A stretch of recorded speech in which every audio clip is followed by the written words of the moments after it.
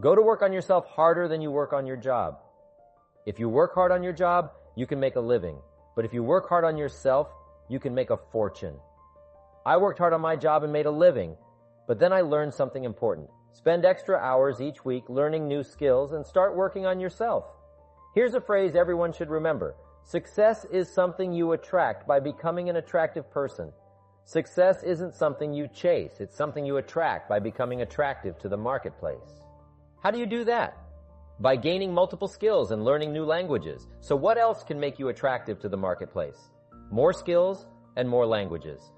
This can multiply your income by 2, then by 3, then by 4, and by 5. Once you get there, it's not hard to multiply it by 10. Just keep making yourself more valuable. You don't need to worry about the economy.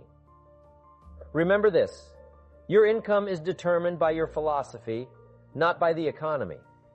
When I understood that, I realized I didn't have to work on the economy. I just had to work on myself to become more valuable. Here are 5 things I want to share with you. The first is your personal philosophy. Your personal philosophy is like a guidance system for making decisions, what to do and what not to do. Maybe 5 years ago you never attended seminars like this, but something changed your mindset and now you see the value in attending, even if you just get one good idea. Personal philosophy helps us avoid dangers and maximize opportunities. The game of life is to minimize risks and seize opportunities. The more we learn, the better we get at adjusting our philosophy to do this. How do we learn more? First, learn from personal experience. Sometimes, doing something wrong teaches us how to do it right. Negative experiences can be powerful wake-up calls. Surviving a heart attack, for example, might push you to adopt a healthier lifestyle. My mentor gave me the best advice. If you will change, everything will change for you. Make personal changes and your income, health, and future will improve. Sometimes, a negative experience prompts us to shift our thinking and say, I'm never letting this happen again. And that's fantastic. Here's the next way to learn. From other people's experiences, whether positive or negative, it's too bad failures don't give seminars. Their information would be valuable. If you know someone who messed up their life for 40 years, ask them to share their story. Take notes on how they went wrong and learn from their mistakes. If someone tells you the eggs are rotten, you don't need to make an omelet to find out. Take their advice. So learn from your own experiences and from others. My mentor taught me to keep a journal. He said, don't trust your memory. If you want to live a dynamic life, multiplying your income and future, be a good student. If a good idea comes your way, write it down, ponder it, and perhaps act on it. Your philosophy comes from what you learn, what you know, and other people's experiences. There are 3 ways to learn from others. Learn from what you see. Pay attention. Success leaves clues. Observe the winners and losers, those doing well and those falling behind. Take mental and physical notes and adjust your actions accordingly. Learn from what you hear. Be a selective listener. Listen to voices of value with experience, ideas, and a good reputation. Read all the books. Books are a treasure trove of knowledge and experiences from others. Read widely to learn and grow. By combining your experiences with insights from others, you can build a strong personal philosophy that guides you to success. Now here's number 3. Read all the books. There are millions of books, so you can't read them all, but make this note. Read all the books you need to read to become as wealthy, healthy, prosperous, productive, and unique as you want to be. Don't leave those books unread. My mentor got me started on my library when I was 25. It's one of the best. If you saw my library, you'd be impressed. I haven't read everything in it, but I feel smarter just walking in it. I was smart enough to buy the books. Now I have to be smart enough to read them. When you read, you have to sort through the material and decide what's valuable to try. This is part of the learning process, gathering information and sorting through it based on what applies to you and your current philosophy. Our lives are greatly affected by what we learn and what we know. For every disciplined effort, there's a multiple reward. If you render unique service, your reward will be multiplied. If you're fair, honest, and patient with others, your reward will be multiplied. If you give more than you expect to receive, your reward will exceed your expectations. The key word here is discipline. Everything of value requires care and attention. Children require discipline. They need a structure to feel secure and comfortable to explore and grow. They must learn what's right and wrong, what's acceptable and not. Children need consistent discipline to avoid confusion about how to behave. Likewise, our thoughts require discipline. We must set inner boundaries and codes of conduct, or our thoughts will become confused. Confused thoughts lead to confused results. Look around you right now. What might you be doing that needs attention? Perhaps you're listening to this program while driving in traffic, frustrated with someone ahead of you. Perhaps you're listening alone because of a disagreement with someone you love, and your anger prevents you from speaking to them. Wouldn't this be an ideal time to examine your need for a new discipline? Maybe you're on the brink of giving up, starting over, or starting out. The missing ingredient for your incredible success story might be a new, self-imposed discipline that makes you stay longer, try harder, and work more intensely than you ever thought possible. The most valuable form of discipline is the one you impose on yourself. Don't wait for things to deteriorate to the point where someone else must impose discipline in your life. Wouldn't that be tragic? How could you explain that someone else thought more of you than you thought of yourself, that they had to force you to get up early and seize opportunities while you were content to let success slip away? Our lives serve as either warnings or examples. A warning of neglect, self-pity, lack of direction, and ambition, or an example of talent put to good use. Can too much discipline be a bad thing? Yes, too much of anything is harmful. Life without balance is unbalanced. Walking around the block every day is good. Walking or running 6 hours a day is obsessive, unless you're a marathon runner doing your job. Eating an apple a day is good. Eating only apples is bad. You won't get all the nutrients your body needs. Working hard and burning the midnight oil is good. But working nonstop, never taking a vacation, never having fun, and never spending quality time with loved ones is bad. If you got your nose to the grindstone all the time, how will you spot new opportunities or consider new ideas? You got to stop and ponder where you've been and where you're going. Reflect to ensure you're on the right track. Everyone knows the story of Willie Loman in the play Death of a Salesman. Willie was a workaholic, thinking that always working equated to success. But it doesn't work that way. Workaholics often end up alienating their families, losing their health, and facing a crisis of values. Wouldn't you prefer a life of productivity rather than a life of endless tasks? When you schedule your time and work smarter instead of longer, you get more done and still have time for other things in life. Enlightened self-interest means finding ways to be more productive per hour rather than working more hours. It means running your day so your day doesn't run you. It also means living a balanced and moderate life. Too much of anything, even good things, will eventually throw you off track. Now here's a key technique to keep you on track. Visual chain thinking. Ambitious people don't see each step toward their goals as separate. Instead, they see each action as a link in a chain that leads to their final destination. Every action today, tomorrow, and in the future is a link in this chain. When you understand that every link in the chain leads you to what you want most in life, you won't get discouraged or impatient with today. Visual chain thinking helps you see where you're going, even on tough days, keeping your ambition alive. This mindset starts with having well-defined plans for your career, family, investments, and health. Your plans and goals are your visual chain, helping you see where you're going before you get there. Develop a plan, a game plan.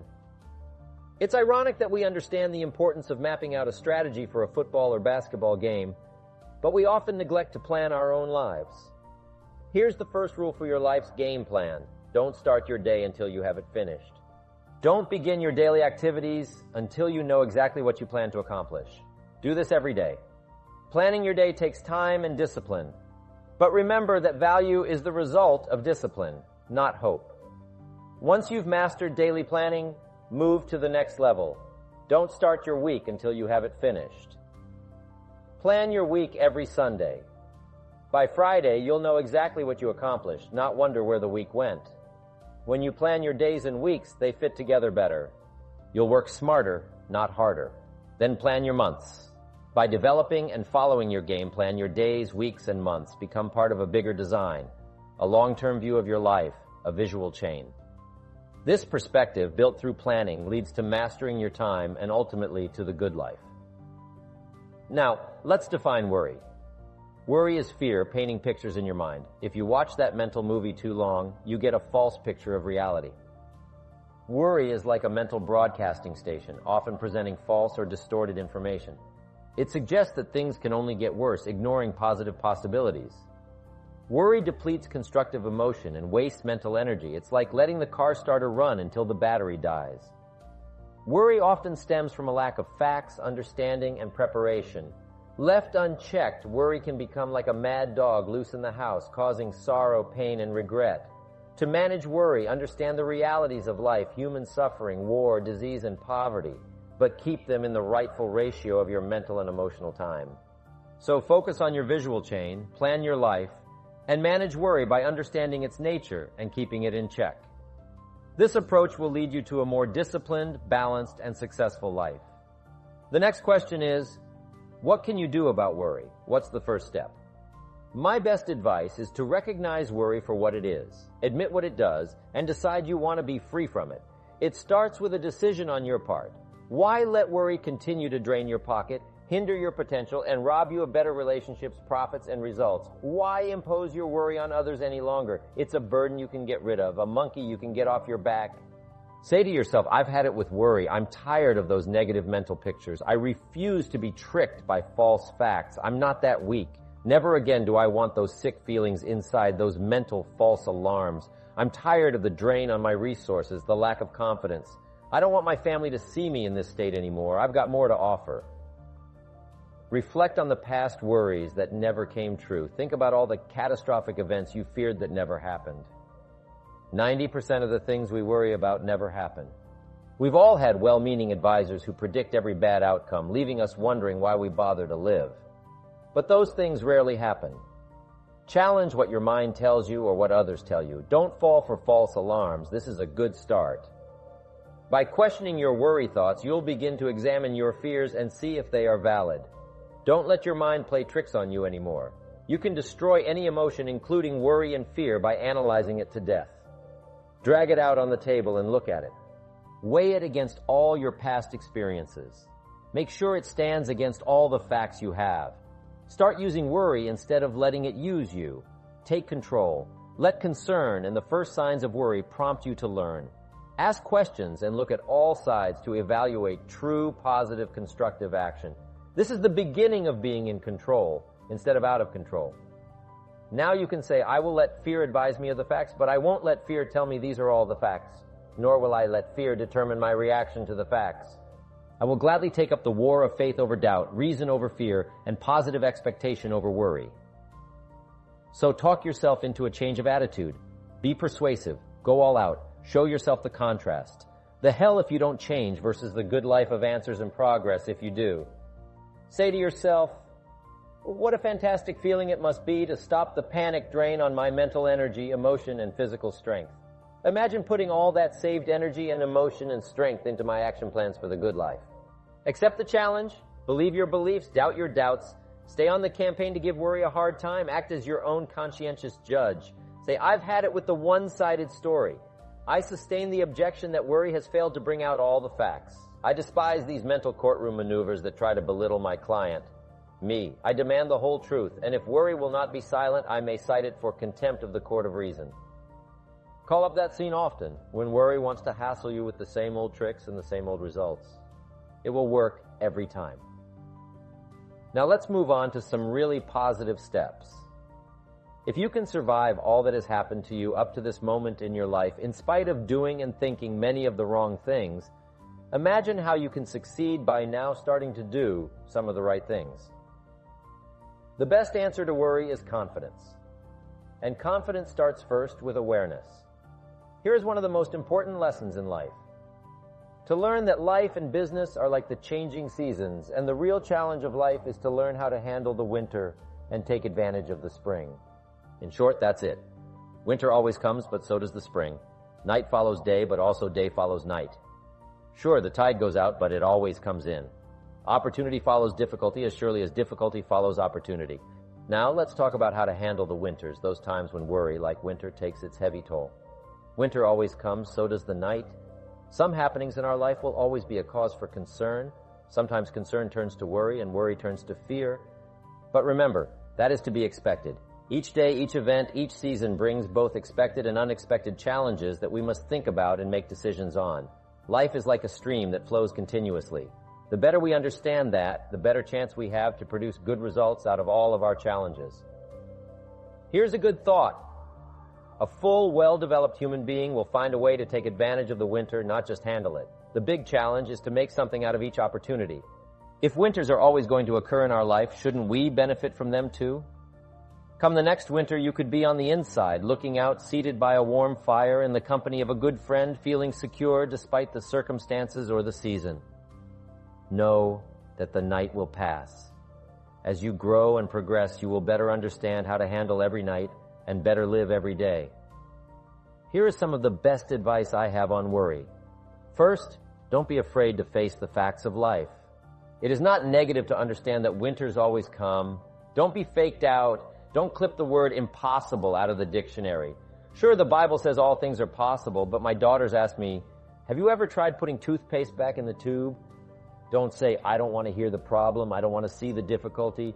Don't show me the weeds. Don't say anything negative. Only see the positive. That's foolish. There is a thin line between positive thinking and kidding yourself. And remember, there's also a thin line between faith and folly. Here is the key. Humans have the unique ability to see things as they are, and they also have the ability to see things better than they are. One is called fact. The other is called faith.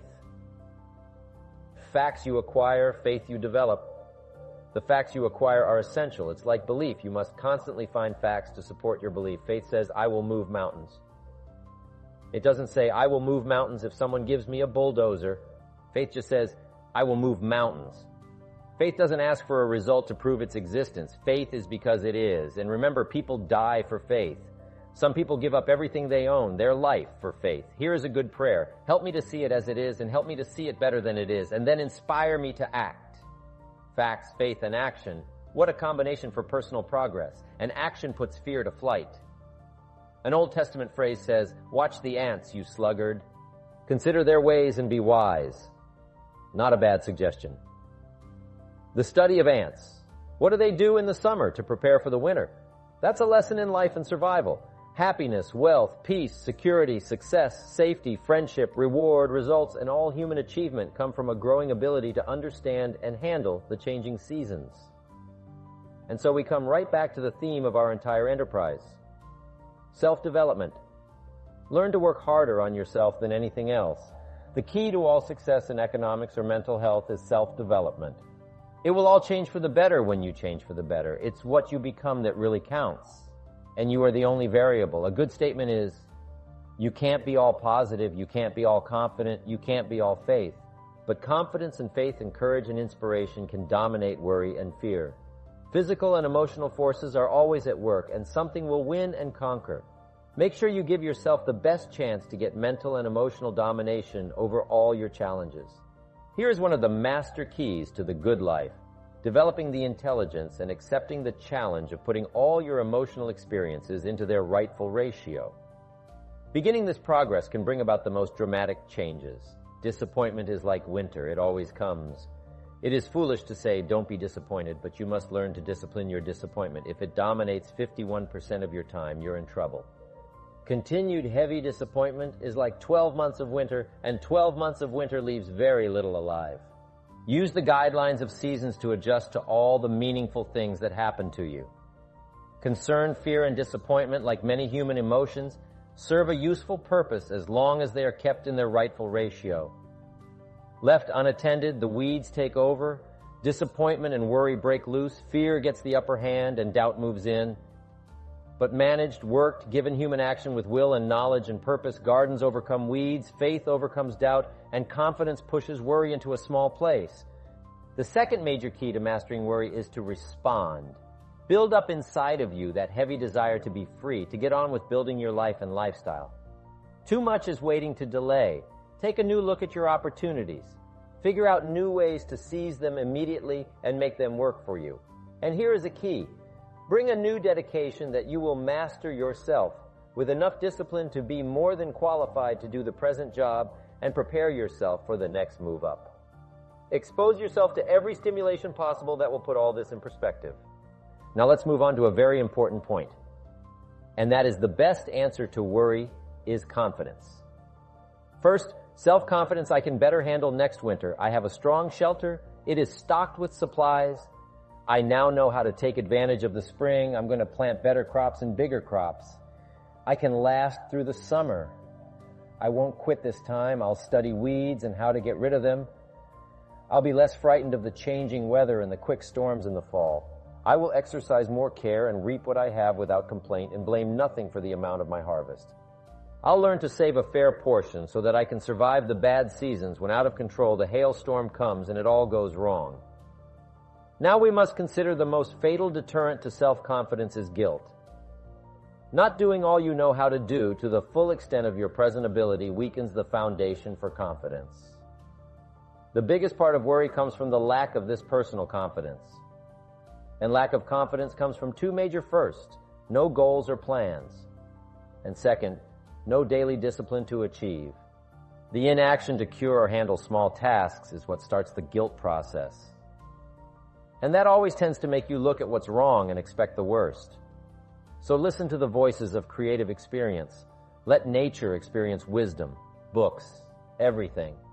Speak to you and teach you. Remember, both opportunity and challenge await action. Everything yields to diligence. Here's the next one. Look around. You might have overlooked some people that need to be recognized. You might have overlooked some talent that you could be using to help in the training and conduct meetings. Don't miss some of the gifts that are close by. You look around and say, who's doing a good job? That maybe I've missed this last year. Look around and see if there aren't some people who need to be lifted up, who need your inspiration, who needs your presence, who needs your time.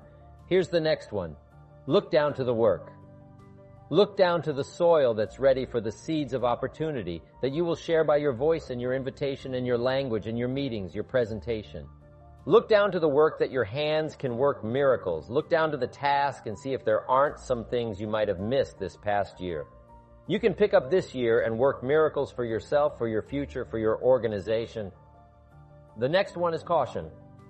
Look out for the enemy that's on the outside, as well as the enemy that's on the inside.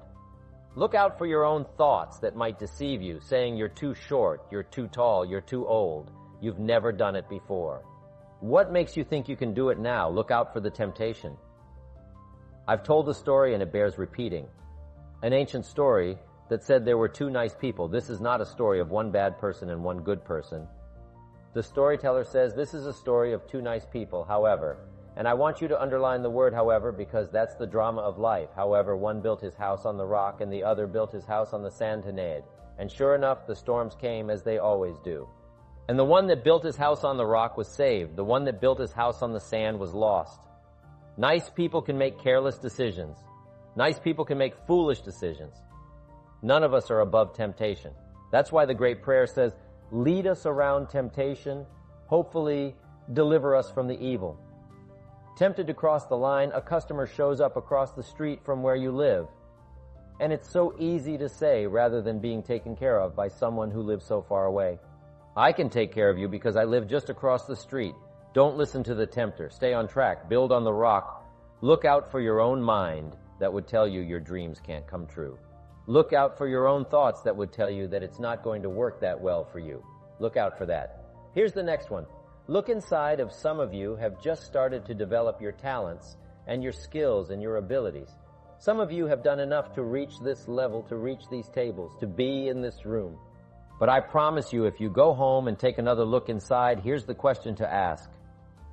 What else could I develop of my mind and my spirit and my talents and my ability that would make me more valuable to myself, to my family, to my organization?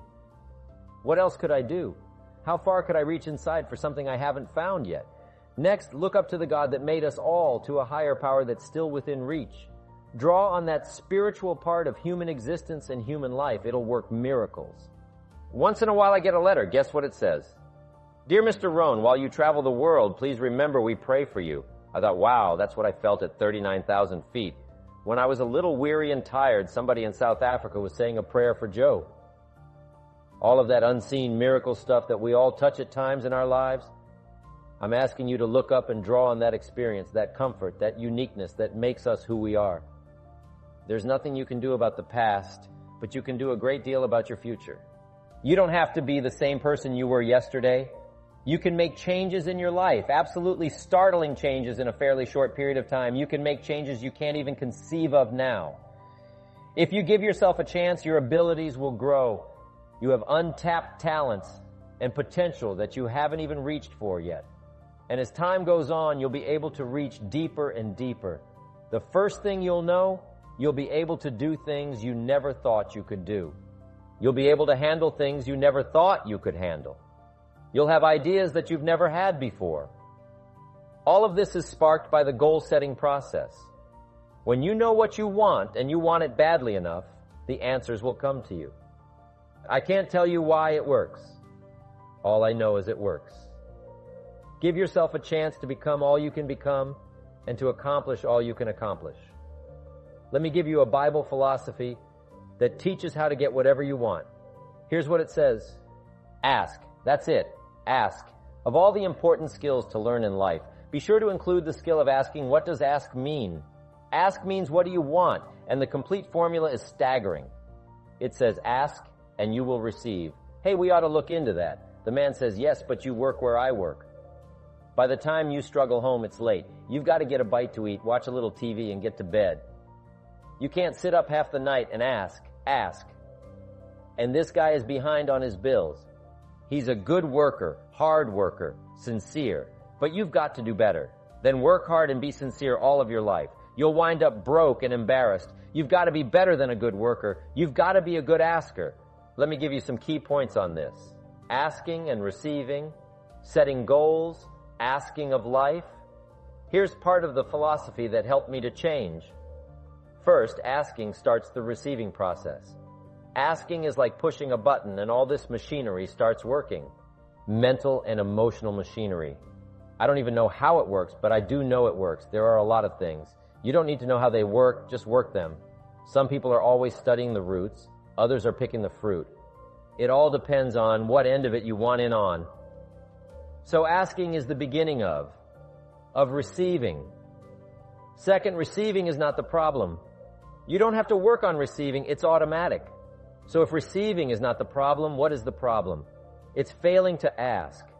The man says, I see it now. I got up every day this year and hit it hard.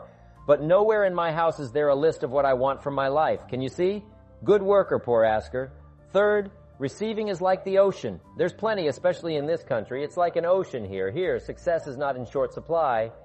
It isn't rationed so that when you step up to the window, it's all gone. No. Well, if that's true, what is the problem? Well, the problem is some people go to the ocean with a teaspoon. Have you got the picture? A teaspoon. What I suggest you do in view of the size of the ocean is trade your teaspoon for at least a bucket, and you will look better at the ocean with a bucket. Kids won't make fun of you. Now, something to remember about asking. There are two ways to ask. One is ask with intelligence. It didn't say ask intelligently, but I'm sure it meant that. Don't mumble. You won't get anything by mumbling. Be clear, be specific. Intelligent. Asking means how high, how long, how much, when, what size, what model, what color. Describe what you want, define it. Remember, well-defined goals are like magnets. The better you define them, the stronger they pull, and give your goals purpose. Answer both questions. What do I want? That's the object. And the second question, what for? That's purpose. Purpose is stronger than object. What you want is powerful, and it will pull, but what you want it for is more powerful. Here's the second way to ask with faith. Faith is the childish part. It means believe you can get what you want, like a child, not an adult. Many adults are too skeptical. They've lost that wonderful childlike faith and trust. Don't let that happen to you. Believe in. Have faith in yourself and your goals, and get excited like a child. Childlike enthusiasm. Nothing can beat it. Kids think they can do anything. How exciting. They hate to go to bed at night and can't wait to get up in the morning. Develop that kind of enthusiasm toward your life and your goals. And be curious like a child. Kids can ask 1,000 questions. Just when you think they're finished, they come up with 1,000 more. They'll drive you to the brink, but it's really a virtue. Have plenty of curiosity. Ask questions. That's how you learn.